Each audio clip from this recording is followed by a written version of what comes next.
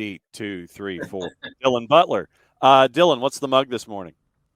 We've got, I can never do this right. We got Grateful. Grateful. Okay. It is the Grateful mug. As the dad taking the sips of coffee, it is John, it is Nick, it is Dylan. And we've been having most of our number one, Dylan, has been locked into the discussion and the subsequent tentacles therein about what happened last night in CONCACAF Champions League involving LAFC basically thumping Philadelphia and showing us that Jim Curtin did not look right. He got out coached by Steve Cherundolo, and I know that we've got folks in the Twitch pitch this morning who've been saying, okay, Curtin, and especially our resident Philadelphia guy, Rich Ransom. Rich is like, get Curtin out of here. I'm done. He looked intimidated. He got out coached. Get him to the national team, get him to go with Jesse, get him over there. And then we got guys who are sitting there saying, put Steve Cherundolo now at the front of the line when it comes to the national team. All of these repercussions from a match that happened last night in Los Angeles to decide who's the American half of the CCL final. Did you have a late night, and what has your analysis been so far? I mean, I didn't go that deep into the weeds. That's for sure. I think my lead thought is that LAFC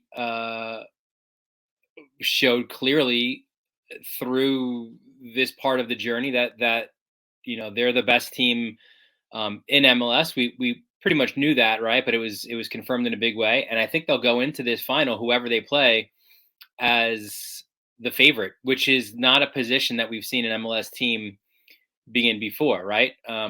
No disrespect to Tigres, no disrespect to Club Leon, but I just think the way that LAFC are playing, their form, the players that they have, I think they'd be the favorite. And selfishly, I'd love to see it be Tigres over Leon, just because, again, it's that rematch of the final a couple years ago. Any opportunity I have to watch over the course of hopefully two legs, a Gignac, it's a brilliant thing, right?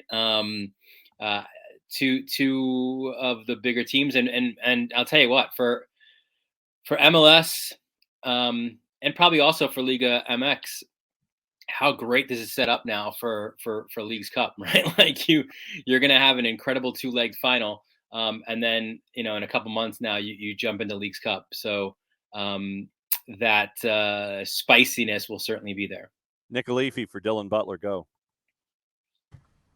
No, I'm liking what he's saying. I as far as Leagues Cup goes, I'm wanting to know how this is going to be playing out long term between MLS and Liga MX. The kind of relationship that can develop between these two, because there's been rumors over the years, right, of more partnerships between Liga MX and MLS, and sort of the hardening of the pro rel situation in Liga MX. What do you think the roadmap is, Dylan, for Liga MX and MLS's relationship? Yeah, I think it's a great question, and I think that will be determined by Leagues Cup success or lack thereof, right? Like if it's a rousing success, do you continue to push that envelope, right? Do you, I don't know, at some point somehow put the two leagues together, right? Like, and just have it one league, Liga MLS, and have an incredible league, right? And certainly bring in the pro rel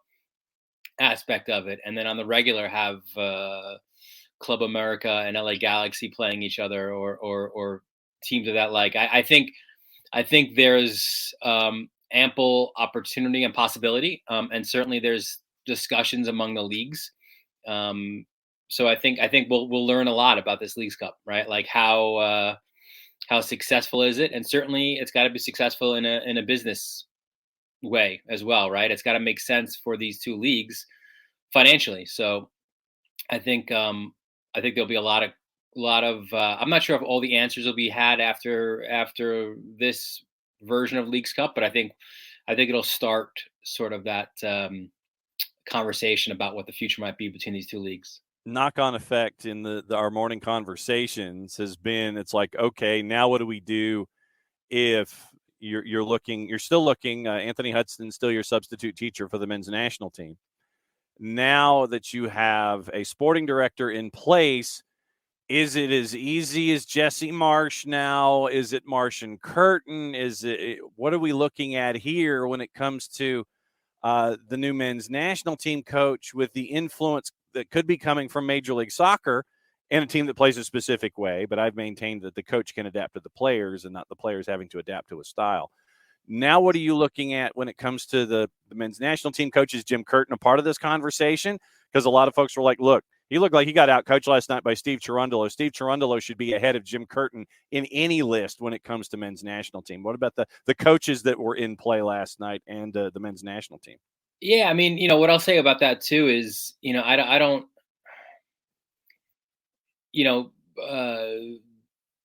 domestic success doesn't necessarily translate to international success, right? Like, it's not a like for like situation. It's different ways to manage as well. So I'm not going to just say because over the course of 2 legs, and even I guess if you want to add in the cup final, that Steve Cherundolo outcoached Jim Curtin, that would automatically make him a better candidate for the U.S. national team. Nor would I say necessarily Jim Curtin's the best candidate, as well. I've maintained that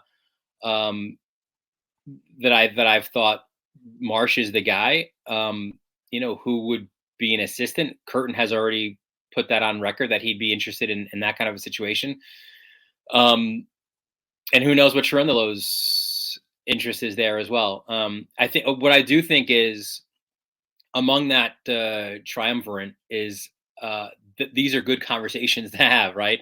Like this is a good problem to have for Crocker, right? Like for him to figure out who that person will be. And he's already said they'll do their due diligence, right? Like they're not rushing this decision. They don't have a reason to rush it. So I'm partial to Jesse Marsh. If any of those 3 were in charge, I'd probably be okay with it as well. I get the fan, especially the Philly fan aspect of it, to want Curtin out and he's done. Like, I mean, it was a big spot.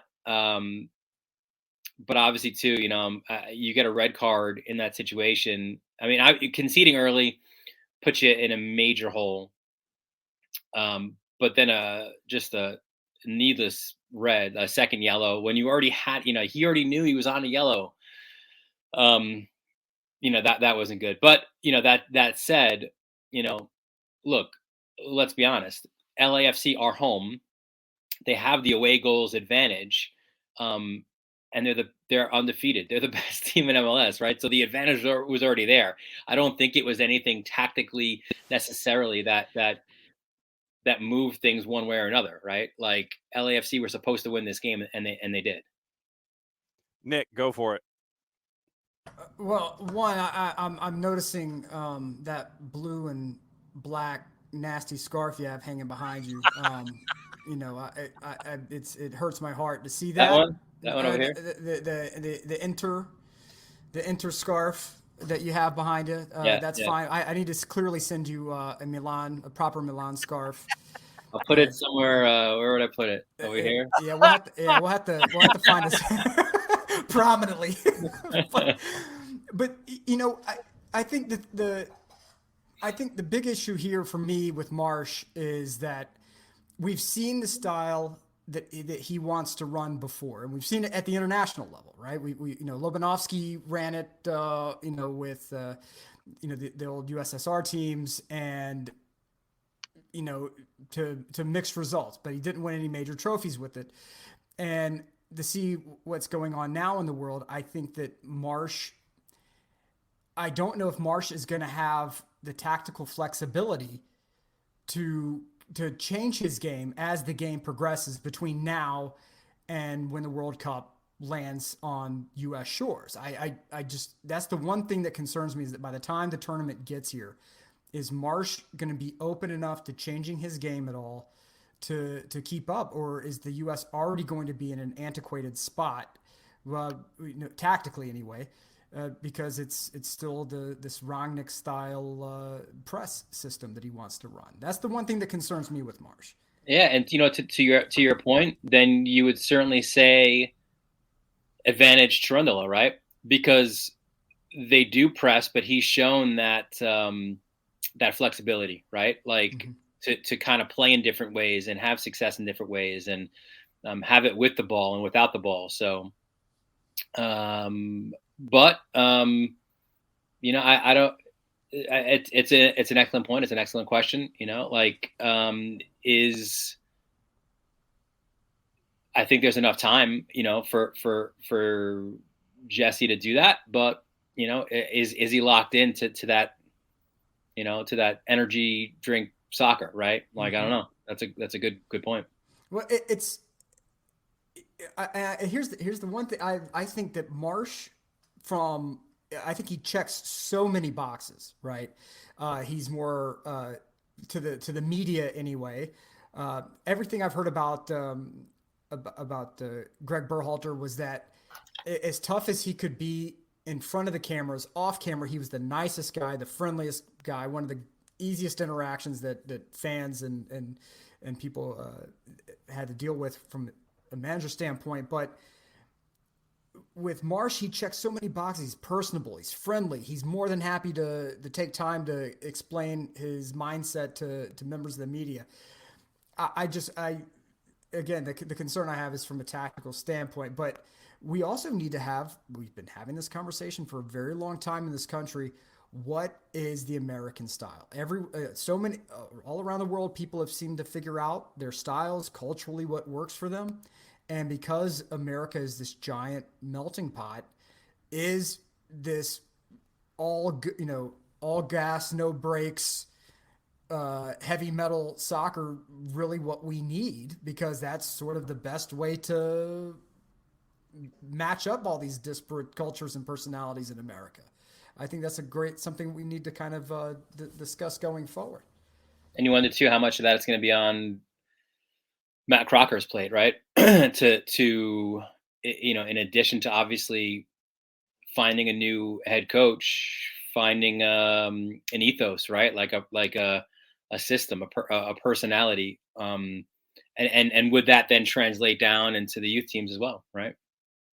We see that around the world. Mm-hmm.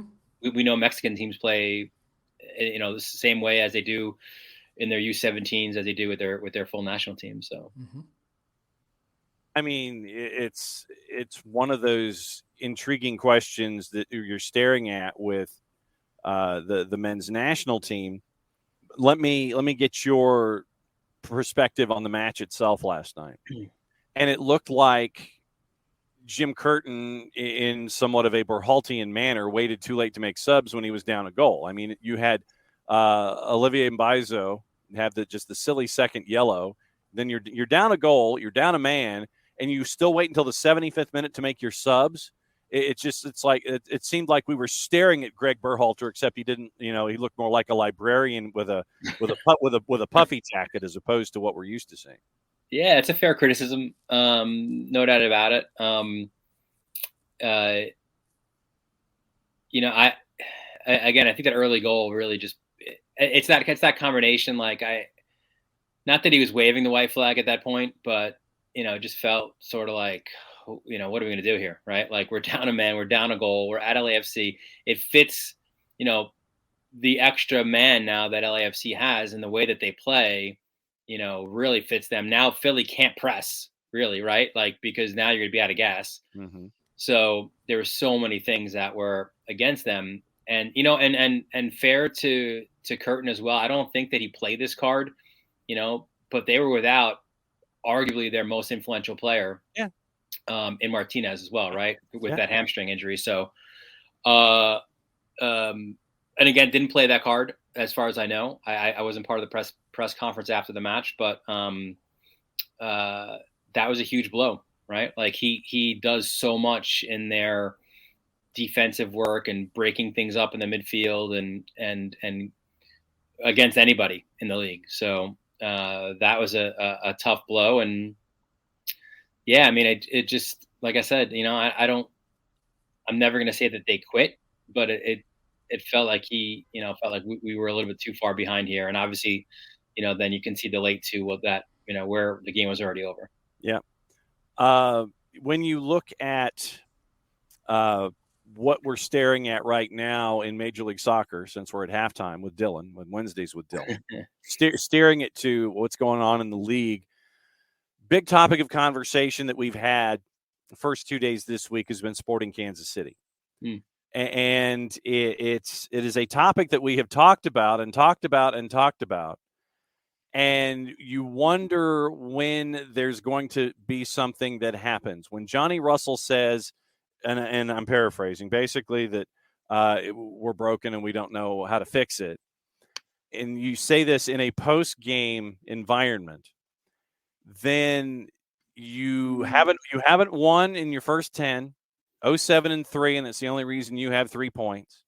You have as many points and draws as you do goals, I think. I think you might have had a fourth goal. We know that Peter Vermes should have the right to call his own shot.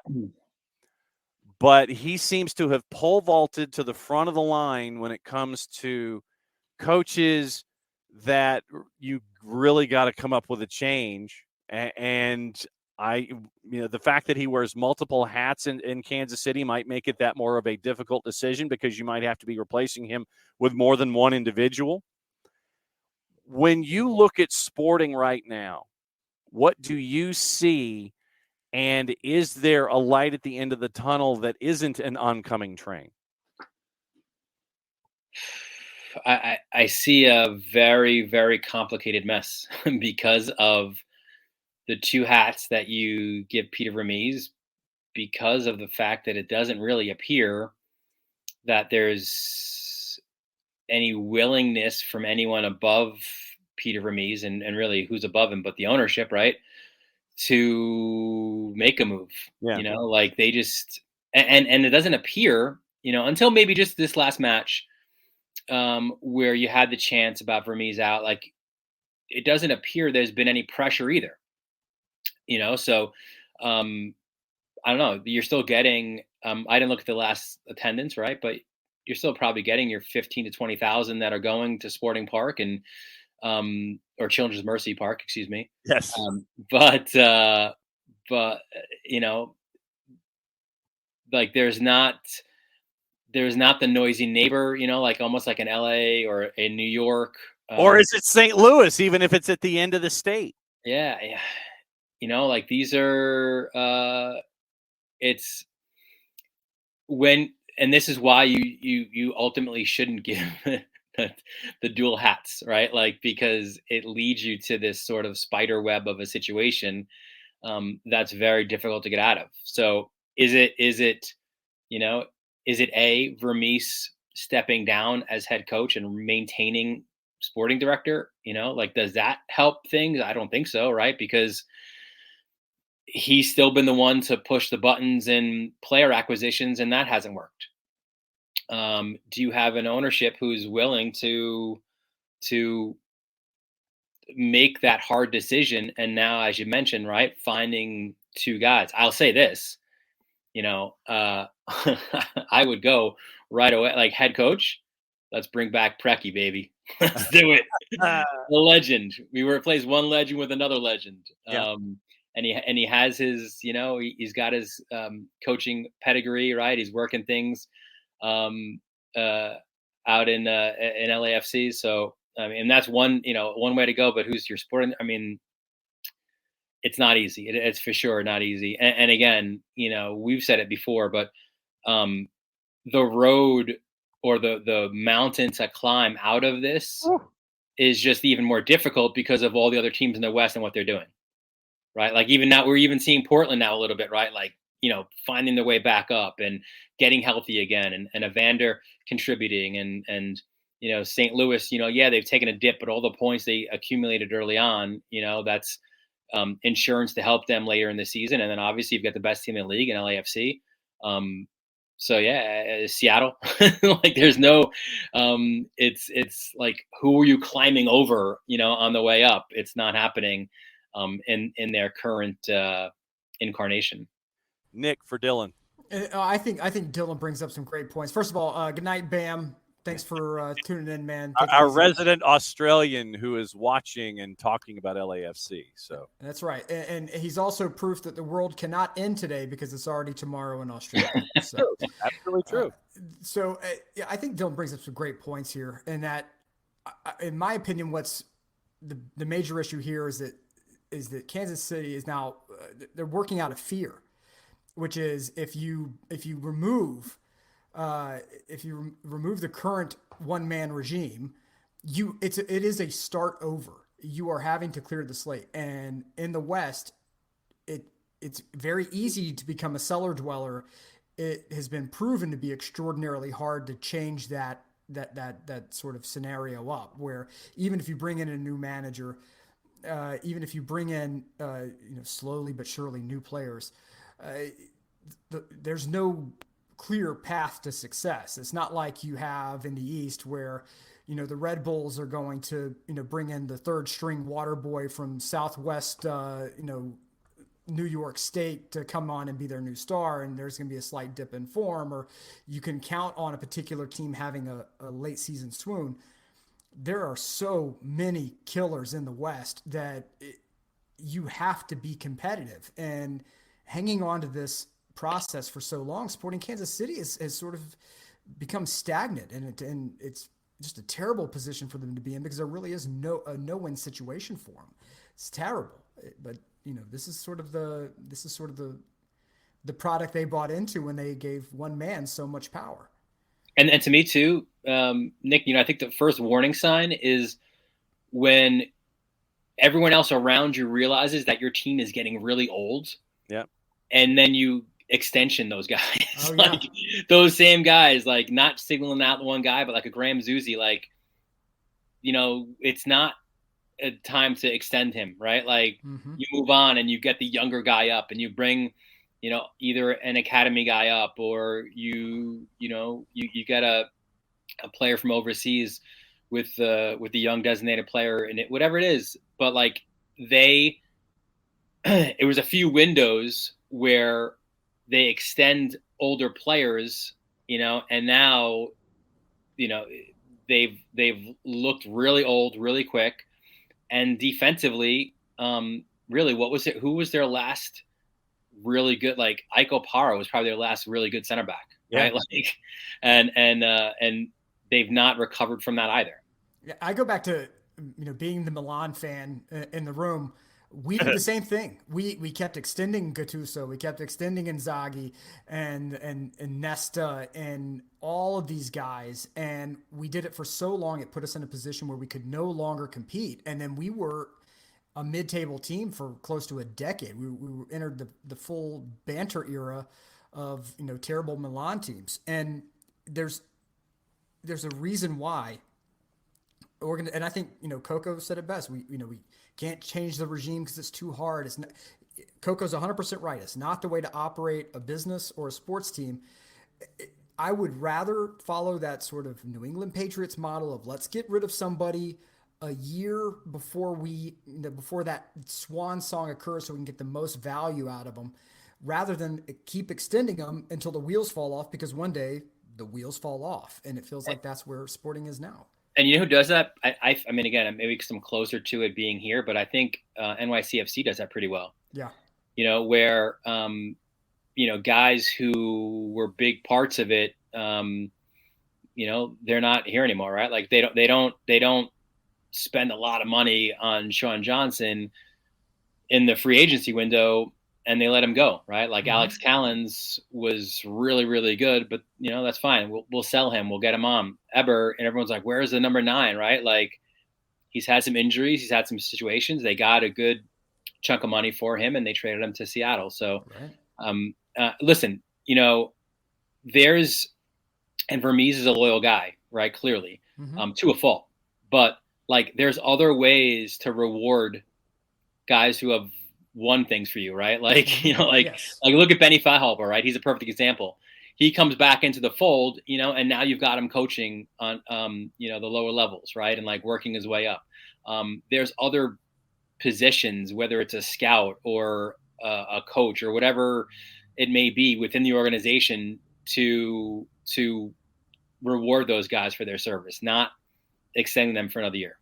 I think one thing that needs to be talked about a bit more here is that Patrick Mahomes is part of that ownership group, right? And whenever the conversations about allegedly CR7 working his way to MLS, floating around, that Mahomes was like, "Yep, we need to green light this. We need to make it happen. It's going to make us competitive."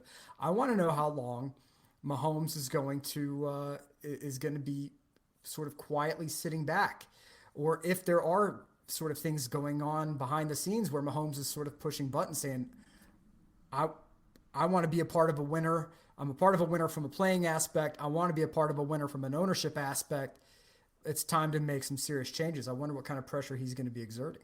But the question there too is, like, he's a football guy, right? The other football. Correct.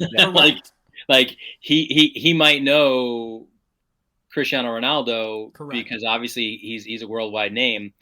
But I don't know if there's anyone else in that room who has the acumen to pull them out of this, except the guy in the room who's got all the titles. Yep. So that obviously is part and parcel to their issue. Mm-hmm. Yeah. And as we wrap things up here with Dylan on a Wednesday, what other storylines? How's this for a nebulous question to end? What other storylines are you carrying with you from the weekend that you're leading into this upcoming week for Major League Soccer? It should be an interesting one for multiple reasons. I think this Philly Red Bull match, right? Like, obviously there's a bit of a rivalry there anyway. How does Philly respond after crashing out the way they did, even with at least one curtain out person in the mix? And Red Bull, listen, we didn't dig deep into all the coach's potential on a hot seat, but you've got to put Struber there, no? Like, I mean, for more than one reason, yeah. Like, I'm not like a soccer nerdy guy, but I do know when your XG, when your expected goals is near the top of the league, and you're on the other end of that with underperforming your XG, who does that fall upon, right? Like, other than the head coach, right? So, and I know that's a fan base too that's super frustrated for multiple reasons. They always seem to be. So that could be, does Philly bounce back? Do the Red Bulls finally get a big performance, or does Philly go in there and like smoke them? And now it's even more pressure, right? For Red Bulls. So that could be an interesting one for sure. In the East, it is Neville, Losada, Latanzio, Struber. You're probably looking at Vanny and Vermes in the West. Dylan _Butler. Dylan, as always, thanks for hanging out with us and bringing the mug to the table, as you always do. I'll have the mug. Should I have the mug? I'll put it on this side and block that. There we go. Block Perfect. the Nick. Yeah. There you go. Dylan, as always, great to hang out with you, my friend. We'll catch up with you next week. All right, gentlemen.